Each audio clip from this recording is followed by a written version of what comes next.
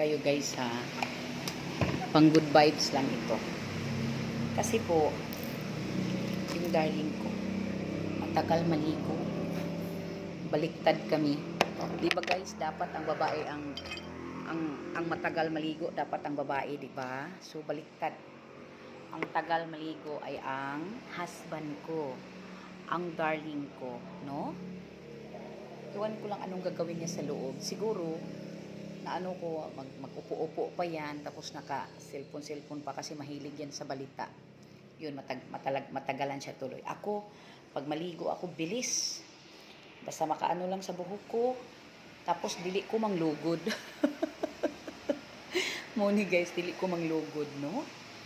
So guys, basin matingala mo nga, puti ko tanawon, in personal no, itom ko.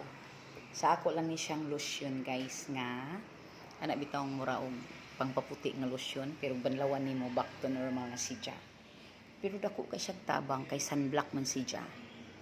So yun lang guys, again, hinihintay ko muna ang darling ko.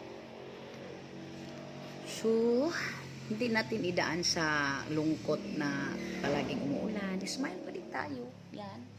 Kahit umuulan, smile pa din tayo. Kasi, hindi man natin hawak ang panahon, guys. Diba? So, yun lang. Ay, nandito na ang darling ko. Kabibo ni Juan ay saan.